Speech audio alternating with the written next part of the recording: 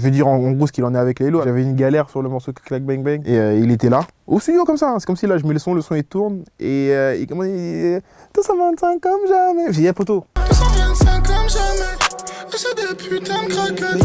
C'est des putains de craquettes. Assa Traoré c'est la grande sœur. Assa Traoré c'est l'espoir. C'est la femme. C'est la femme de l'année selon le Time. C'est fort.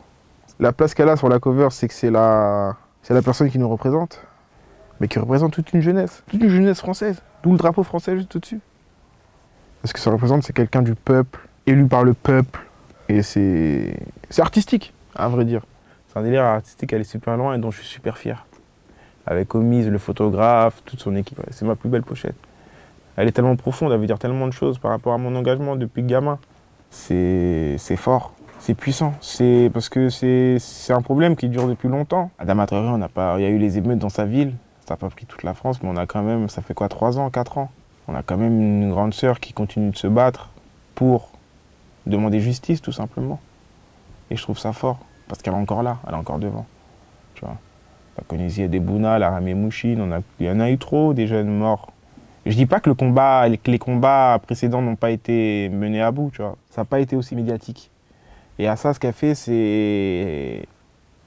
Elle va sûrement se rendre compte, c'est même pas que pour son frère, c'est pour tout le monde. Votre nom doit rentrer dans l'histoire, votre nom doit rentrer dans l'histoire, votre nom doit rentrer dans l'histoire. Que je roule en Mercedes-Benz, j'ai démarché là au pied.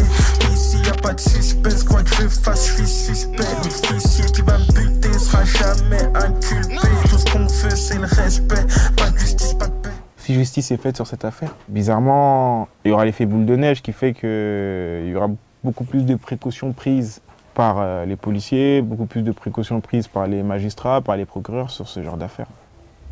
Quand tu es un jeune de quartier, tu risques ta vie tous les jours. Et perdre sa vie par rapport à des personnes qui sont censées te protéger, il n'y a rien de pire. Chevaleret, c'est The Cité dans Paris Sud. Et respecté, craint. Non, je rigole. Non, c'est le quartier, c'est la zone, c'est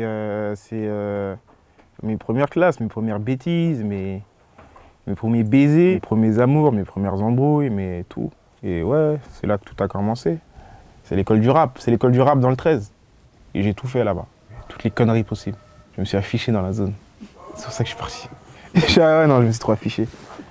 Tu peux nous raconter une grosse connerie que t'as fait là-bas? Une grosse connerie que j'ai faite là-bas, waouh! Il y en a énormément.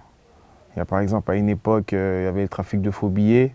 On était les premiers dans Paris à avoir des faux billets à l'époque. Et pendant une époque, je me faisais courser par les commerçants. Genre, je sortais de chez moi, je me faisais courser par les commerçants du quartier. Pourquoi? Parce que je m'amusais à leur refiler des faux billets pour avoir la monnaie. Alors que c'était un truc qu'il fallait pas faire dans le quartier en fait. Et moi, comme j'étais stupide, il y avait des rues dans la zone où, vas-y, j'évitais. Alors que j'étais obligé de passer par là. C'est-à-dire, une fois que je passe devant ce commerce, vas-y, je cours. Genre, c'est comme si là, c'est la porte du magasin. Genre, c'est la devanture. Et je cours devant la devanture. Genre, pour pas, tu vois. Ah, j'en ai fait des conneries. Non, mais c'est du n'importe quoi et c'était drôle. Et rien de méchant. Franchement, rien de méchant. Rien de. Pas d'attaque personnelle. C'était vraiment de. François Mitterrand, ça nous a permis, nous, jeunes du quartier, de ma génération, de voir autre chose. Et d'aller un peu plus loin pour certains dans la voyoucratie, c'est tout. Communauté, c'est un grand mot. Hein. Ou peut-être plutôt supporter. Supporter, c'est mes amours. C'est eux qui me permettent de pouvoir exporter ma musique, vivre de ma musique. C'est-à-dire que je leur dois quasi tout dans ce que je fais. Sur les réseaux sociaux, notamment Insta, tu prends le temps de répondre à... Ouais, surtout Insta. Surtout Insta, ouais. Surtout Insta. Tu prends le temps de répondre à tous tes DM et tout. Comment tu trouves le temps de faire tout ça? Je suis sur mon téléphone. Aujourd'hui, on a la chance d'avoir des smartphones qui sont dans nos mains. Des fois, on parle avec des gens qui mettent des 1 heure à nous répondre. Vas-y, parle avec les gens. Tu vois pas, Et je pense que tous les artistes, ils peuvent le faire. Tu peux répondre au moins une fois à tout le monde. Je pense que si tu prends vraiment le temps, tu peux répondre au moins une fois à tout le monde. On est des stars nationales en France. On n'est pas des stars internationales. Demain, tu me dis une star internationale, Rihanna voit pas ton message, je comprends. Tu vois. Mais n'importe quel artiste français, je comprends pas. Laylo, c'est mon frère, Laylo, c'est mon sang, c'est mon bro. Tel champagne, plus quoi, gang gang, click clac, bang bang, bitch on gang bang, G's pose d'un nique le rap game chaque jour de la semaine, nuit des cocaine, cocktail, champagne. Avec toute son équipe, TBMA et tout, leur premier clip, c'était l'AMZ. Depuis l'époque de l'AMZ, c'est mon négro. Voilà. Tu peux nous en dire un peu plus sur la collab Click Clack Bang Bang? La collab Click Clack Bang Bang, je peux pas trop dire, mais je vais dire en gros ce qu'il en est avec Laylo. À la base, j'ai vu le morceau. À la base, on était parti sur un autre morceau, mais j'avais une galère sur le morceau Click Clack Bang Bang. J'avais un petit souci. Et il était là, et il avait grave accroché au morceau. Au studio comme ça, c'est comme si là je mets le son il tourne et il commence à dire « 225 comme jamais ». J'ai dit « Y'a photo ». C'est ça, y'a photo. Elle saute. Comme jamais, c'est des putains de craquettes, c'est des putains de craquettes. J'suis dans la job, rien que ça flex. J'mise hawaïenne comme Scarface. Nous y fait brrr, brrr comme Bonnie and Clyde. Il a enchaîné dessus direct. Et l'autre on l'a mis à la poubelle. Pourtant l'autre était vraiment lourd aussi, hein. Mais on est vraiment parti dans un... C'était tellement euphorique comment ça s'est passé le truc, genre instinctif et tout, qu'il fallait qu'on s'arrête là. Mélodie ou chant, qu'est-ce que ça m'inspire? Ça m'inspire la mélodie des quartiers pauvres, on en revient à Chevaleret. Hein. C'est tout ce dont j'ai rêvé faire, moi, même quand je rappais, savoir chanter, pouvoir placer mes mélodies. Avant, j'étais quelqu'un de très peu mélodieux et c'était une réflexion que ma mère me faisait. Ouais, vous rappez bien, mais vos refrains, ils sont nuls. C'est ce qu'elle me répétait quand j'étais plus jeune. Et c'est quelque chose que j'ai beaucoup travaillé. Beaucoup travaillé en écoutant autre chose que du rap, surtout en m'ouvrant l'esprit. Quand tu t'ouvres l'esprit, tu acquiers des skills. Moi, je suis un grand fan des Canadiens, soit des The Weeknd et PNJ, Party Next Door. En ce moment, c'est ce que j'écoute pas mal, du raga. J'écoute beaucoup de variétés aussi. Hein. Je l'ai dit très peu, mais j'en écoute beaucoup. Sinon, c'est rap américain, chant canadien, si on veut appeler ça comme ça. Sinon, de la trap, hein. Atlanta, c'est toute ma vie. J'écoute jamais de rap français, je suis allergique. Parce que j'en apprends rien. Et moi, je suis quelqu'un de très curieux, qui aime apprendre quand j'écoute. Quand je dis apprendre, c'est apprendre artistiquement, genre en question de placement, de prod, etc. Et le rap français, c'est quelque chose qui tourne beaucoup en rond, qui s'inspire de ce qui se fait au State, mais qui s'accapare les choses et qui tourne en rond avec ces choses. Tandis que le rap américain, tu sens la continuité du blues, tu sens la continuité du rock, du R&B, et tu sens que les mecs, ils sont de l'innovation. Ici, on n'a pas ça. Et c'est pour ça que je travaille beaucoup moi-même dans mon coin. Et j'aime ne même pas me mélanger avec ce rap parce que je suis quelqu'un qui va vers cette démarche. Je fais de telle sorte à ce qu'un artiste comme Joker, tu ne puisses pas affilier à un rappeur français. Il n'y a pas de rappeur français comme Joker, comme il n'y a pas d'artiste américain comme Joker. C'est vraiment un artiste hybride et qui se démarque. Il y en a dans le rap français quand même. Je ne vais pas dire que je suis le seul, il y en a quand même. Par exemple, on a vu Jul, le phénomène Jul qui est arrivé avec un nouveau concept. Ça a marché, tu t'es aperçu, tout le monde a voulu faire du Jul. Tu vois. Ici en France, il y a un nouveau délire qui est arrivé à New York, qui est la drill new-yorkaise. Et tu t'aperçois qu'aujourd'hui, tous les rappeurs français veulent driller. Mila, c'est la dictatrice. C'est la tiktokeuse, c'est l'influenceuse de la famille. Elle va avoir 8 ans là, ou 7 ans. C'est l'influenceuse TikTok de la famille, elle connaît tous les nouveaux sons, tout. C'est un délire. C'est Mila, je viens de recevoir mon disque d'or. Donc là, j'ai fait un nouveau son qui va être connu dans toute la France. Je m'appelle Mila, j'ai 6 ans, je viens de perdre une dent. Dites à la petite souris que j'attends mon argent. C'est comment de bosser avec une gamine du coup de 7 ans? Ça va, vu qu'elle a baigné dans la musique très tôt. Son couplet dans l'album, elle a enregistré ici. Ça a été facile pour elle. Vu que depuis bébé, elle est dans le truc. Depuis bébé, elle est dans le truc, donc ça a été super easy. J'ai même plus de mal avec des personnes beaucoup plus âgées qu'elle, des fois. Elle, ça a été fluide. Fluide de ouf.